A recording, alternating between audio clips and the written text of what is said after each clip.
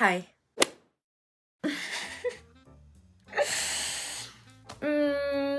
Okay, so we're back with another physical TBR update. And in my last physical TBR update, I believe I had gotten my physical TBR down to, I think, under 120 books. As of the beginning of 2026, I'm starting over. I'm not starting off. I'm starting over because, yeah, the end of 2025, literally immediately after that video, purchases were made, books were bought. I don't know what to tell you. I did kind of black out towards the end of 2025 when so many of the stores had their holiday sales. All that to say, we are starting the year off with 168 books on my physical TBR. Yeah, so that number is more than the last time that I saw you for my physical TBR update.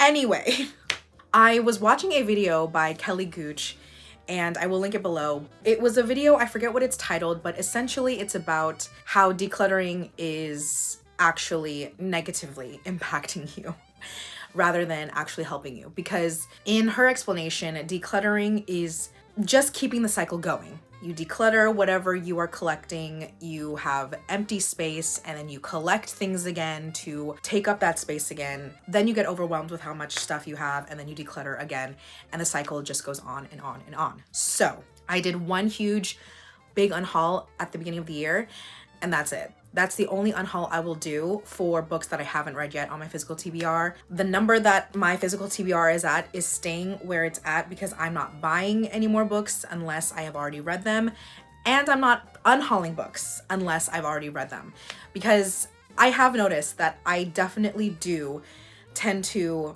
get stuck in the cycle, getting a bunch of books, getting overwhelmed, decluttering them, and then having empty space, and then purchasing books again, and then decluttering, and it really is just a cycle, and I need to stop that. As I said, the amount of books that I have now, I'm going to keep it at, because at one point or another, I did want to read these books. Since we started the year with 168 books, I have read a handful of books off of my physical TBR. My friend Tia, who has a YouTube channel, I will link her down below. She's amazing. Go subscribe to her. She's flawless. She did a goal last year where 50% of the books that she read was to be from her physical TBR. I want to attempt that. I'm not going to put a strict goal on myself because, you know, I'm not doing goals this year, but I do want to make a conscious effort. At least half of the books that I read throughout the year come from my physical TBR. I am thinking about that as we go into 2026.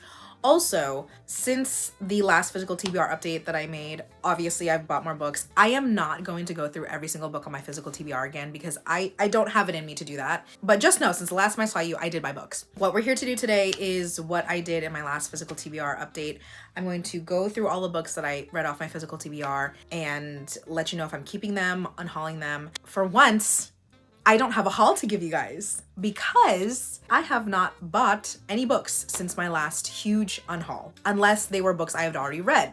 Let's, round of applause, please. Round of applause. Yes, yes, yes. That being said, let's go through the books that I have read off of my physical TBR. I believe this video is going to go up after my February, well, I'm hoping it goes up after my February wrap up. If you want my more detailed thoughts on these, I will link the videos where I talk in more detail about these books below. First book that I read off my physical TBR this year was 6 Morning Kisses by Diana Elliott Graham. This was on my 10 before the end in 2025. Did I get to it last year? No, I did not. I had been procrastinating to read this book for the longest time because I knew it was going to emotionally devastate me. And guess what? I was correct. It did. I have never in my life sobbed for 50 straight pages of a book the way that I did with this one. Okay, but this was the first 5 stars. Was this the first 5-star of the year? I think this was the first 5-star book of the year. Yeah, tabbed it, incredible, loved it, amazing.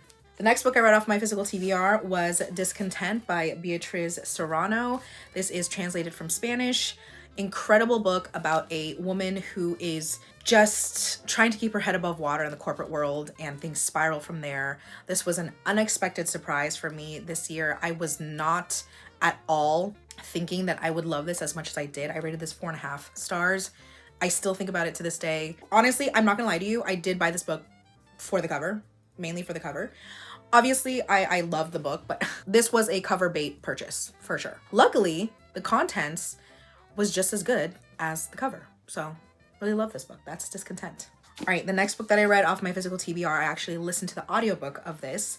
And I think that's what I'm going to do for probably more of the romance books that I have on my physical TBR, is listen to the audiobook of them, so it helps me get through them faster. That book was My Feral Romance by Sonia Odette.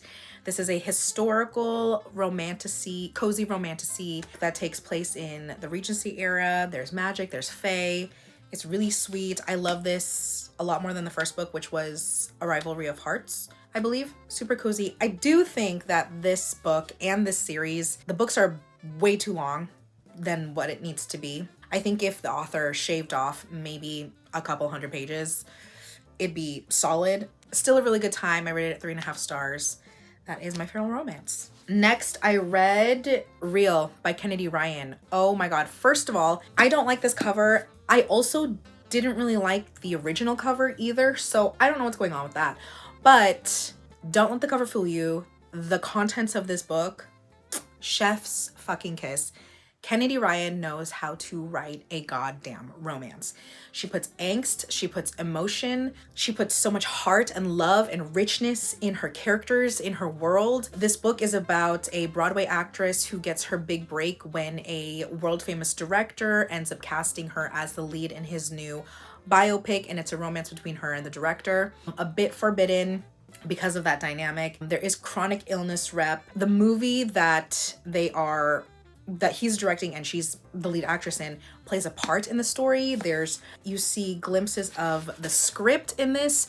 There's also an original song written in here, and if you listen to the audiobook, it's actually performed by a singer. The audiobook for this was a production, you guys. It deserved an Oscar, a Grammy, an Emmy, a Tony, all of it. It was phenomenal. Absolutely love this. If you're looking for a good romance with incredible writing, complex, dynamic, but really lovable characters, and just a rich story, Kennedy Ryan has all of that.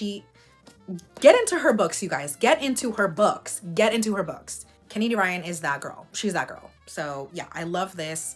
That is Real. Oh my God. Okay, the next book that I read, this book also took me on a fucking journey, and that is All the Sinners Bleed by S.A. Cosby. I read Razorblade Tears last year. Loved that book. I really wanted to dive into more of S.A. Cosby's backlist because I really love his writing. It's very nitty, very gritty, very dark, very gruesome, gory. There's a lot of disgusting scenes in this, but a lot of his books deal with racism. This one especially, it's about Titus, who is Sharon County's first Black sheriff in Virginia, I believe, and that already comes with so many complexities, right? There is a school shooting, and that sets off an entire chain of events that unravels a bigger conspiracy and a bigger underground, very dark plot that's going on in this county. This was horrifying. True horror. Humanity is evil, mainly men. Oh my God. Again, still so much heart and depth in these characters and the stories that they have to tell. I believe I rated it 3.5 or 4 stars. It was just very, very, very gruesome. Like, some scenes were hard for me to even sit through and listen and read on page what was going on, because it's dark. This is dark. He does not shy away from the brutality of it all, you know? So I really respect S.A. Cosby for that. He doesn't hold your hand through anything. He really doesn't. He just drops you in and you're along for the ride, you know? Very dark, gruesome ride. Yeah, but really enjoyed this. I think this is getting adapted into a show, I believe.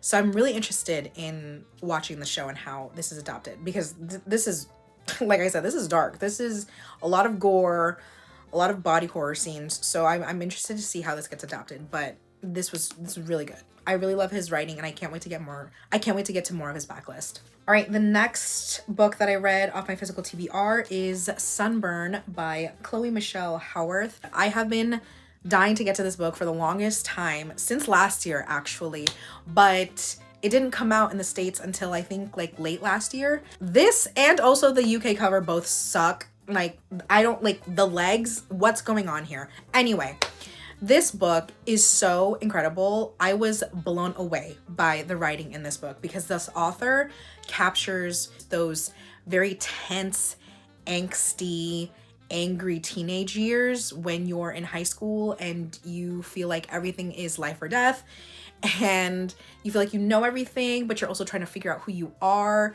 You know, there's peer pressure. It's like this author captured so many moments that I have felt in my own teenage life so perfectly. This takes place in the 1990s in a small town called Crossmore. The main character is a teenage girl. She's figuring out her identity, her sexuality, a lot of queerness in this. It was so good. The writing, there are some lines that I still think about. Like, the writing in this was just absolutely phenomenal. Oh my God, the yearning, the longing, wow. Wow, I was blown away. I think I rated this 4.5 stars. The main character could get kind of whiny and annoying, but I mean, she's like 17 for most of this book. So I understand, you know, like, we're all whiny and annoying at that age. So I can't even hold that against her too much, but like, I was over it at one point. Absolutely incredible. I definitely want to read more of what this author has to offer. And I almost want to say that this is a debut novel. Yes, this is a debut novel. Blown away that this is a debut. I can't believe it. Even though this was set in Ireland in the 90s, I still feel a lot of the experiences that these teenagers go through are universal and they speak to everyone. So I highly recommend this. Again, the writing is fantastic for a debut. This was just incredible. I'm so glad I finally read it. Okay, the last book that I read off of my physical TBR that I have so far is Comedic Timing by Upasna Barath. This is part of 831 Stories, which I'm sure you've seen these covers everywhere. They're these very short romance novels by this publisher. And it's also blurbed by Kate Goldbeck, who's one of my favorite romance authors of all time. She blurbed and said that this was a raw depiction of romance and friendship featuring all the complexity of navigating sex and love as a bi woman. And that is spot on. You follow this main character named Naina. She moves to New York from Chicago. She had just broken up with her ex-girlfriend, and she's finding her footing and figuring out her life in her mid-20s. Oh my God, you guys. This honestly felt like a snapshot of my life when I was 25. Messy, chaotic. I have no idea what the fuck is going on. I don't know what I'm doing. I'm very emotional. I don't know how to regulate my emotions. If you're in your mid-20s and a bisexual, like, literally this is it. This captures all of that. Now, do I think this is a romance? Absolutely not. I feel like this was a perfect setup and a great segue into a situationship, because that's definitely where these two in this book are headed towards. Naina meets David at a party through mutual friends. She has never been attracted to men before, so this is her first time dating men, and they do have a lot of chemistry and a lot of things in common, and they build this really sweet friendship that turns physical. And like I said, I definitely feel like this is more a situationship, not a relationship. Not me being 32 and looking back on this and identifying certain aspects of their relationship and their conversations and interactions and how she's feeling and how he's feeling. Babe, this is a situationship. It is not a relationship. They definitely do not last past this book, for sure. This is not a romance with your typical happy ever after, they end up together for life type of story, in my opinion. However, I did enjoy it for what it was, especially her figuring out her bi-ness and her sexuality, and again, figuring out her life in her mid-20s. It really did reflect my life at that time, and yeah, I just felt so seen in this. So those were 7 books that I read off of my physical TBR, which brings our total down to 161 books. Okay, period. I did also want to mention that, sorry, I have my laptop in front of me, which is why I'm looking down here. I did DNF 2 books from my physical TBR. The first being House of the Beast. I was really looking forward to reading this because it is a standalone fantasy written by an Asian woman, inspired by Asian mythology and folklore. It was reading like YA. It read like YA, and it's categorized as adult fantasy. It felt like I was reading a YA book, babe. It felt like I was reading YA fantasy. I made it, I think, maybe 20% of the way through.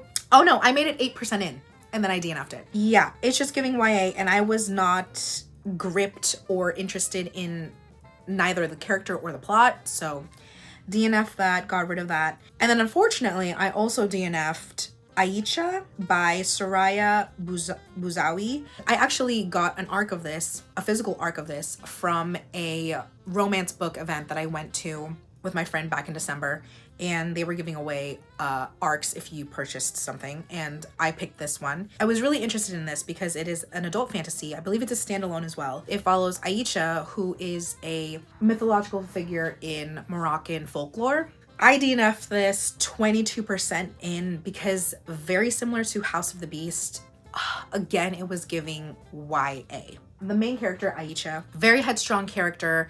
Her and her family are secretly part of a rebellion, and they're the ones supplying the weapons to the rebellion against the Portuguese occupation in Morocco. Like I said, a very headstrong, confident character, but her actions felt very juvenile, very immature, very impulsive. We're counting down to this battle or siege that's to take place, but I'm 22% in and I still have no idea what's going on.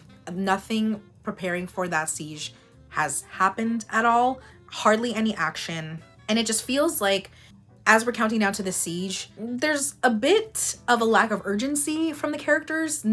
I feel like it doesn't feel like we're preparing for a siege. Do you know what I mean? Everything felt a bit surface level and it wasn't holding my interest at all. I would dread having to pick it up, so for that reason I just decided to put it down and DNF it because I knew I was going to have to force myself to finish it and I would have ended up hating this book.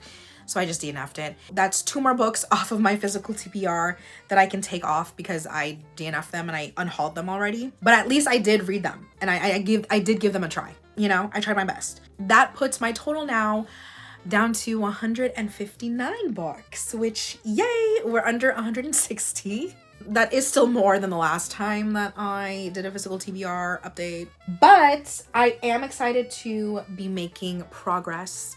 As slow as it is, it's still very steady. I have hardly been to bookstores and, you know, been picking books up because in the back of my mind, you guys, having this goal of reading at least 50% of my books from my physical TBR has been sort of a challenge and a game for me. And it's been fun knocking it down and kind of competing against myself and my physical TBR to read everything that I have. You know, I'm not even like interested in what is new, what's coming out, because I'm like, girl, you have a game to win.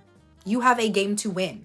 And one thing about me as an Aries, I'm competitive. So I'm going to win this. You know what I mean? Against who? Myself, whatever. But yeah, those are all the books that I have read off my physical TBR. That's the latest update I have for you.